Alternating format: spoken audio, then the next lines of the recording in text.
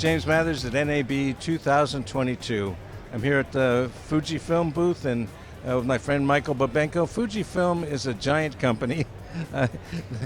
We know them in the cinema world mostly for the lenses, but you're working with a division that's making still cameras. Can you tell us about what's new with still cameras? Yeah, hi James, thanks very much. So basically I just thought I'd bring up what happened since the last NAB, which has been a couple of years ago. And what that would have been is the GFX 100S. So this is a continuation of our large format digital sensor. That's huge. Yeah. So it's a 4x3 sensor. It's 102 megapixels. This is actually the same sensor as in the original GFX 100 that we did have on display 2 years ago. But what they did was obviously made a much smaller body, which is, I've done side-by-sides with 35 millimeter size DSLRs, and guess what? This is smaller. Very, very light, mirrorless, of course.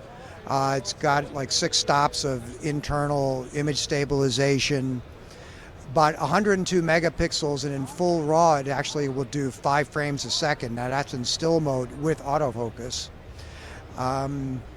But since we are here in, at NAB and Movie World, so it does actually do really, really nice video. So we can flip it with a switch to go from still to movie, and it will do 4K, UHD, or DCI, so 16:9 or 17:9, in 10-bit. 420 internally to SD cards, or 422 through HDMI.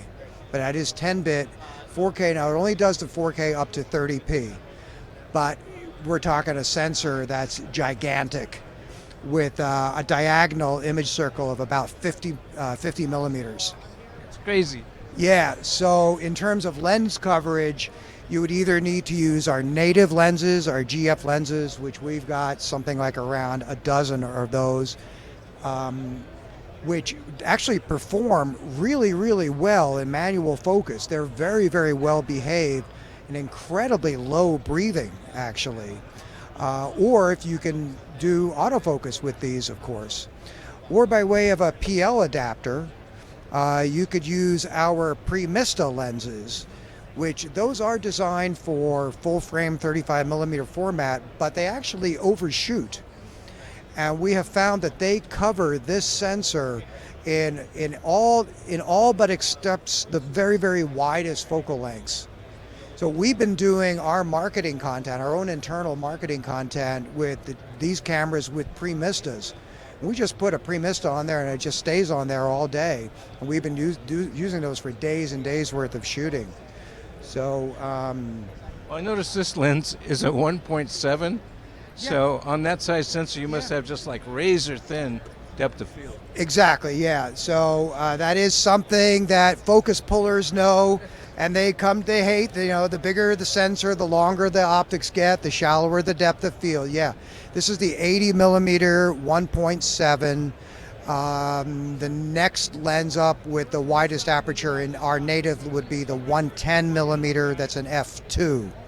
After that, things start to be about 3.5, 2.8, because the optics just become very, very large and heavy. So, better have some good focus assist tools. Well, like I said, actually the autofocus on this camera is incredibly competent. It's really good. It actually tracks very well and it has really good face detection. So it's really good for hand holding because it's not so big. You don't have to put it on a gimbal because the in-body image stabilization is quite competent. There are cages available. You can put a variety of universal cages.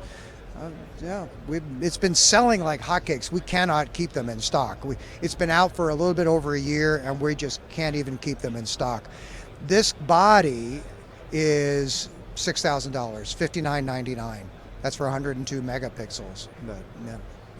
By the megapixel, that's not very expensive. Yeah, I forgot what it comes out to. It's like $10 megapixel or something, but Yeah. It looks like a really quality piece of hardware. So thank you very much, Michael.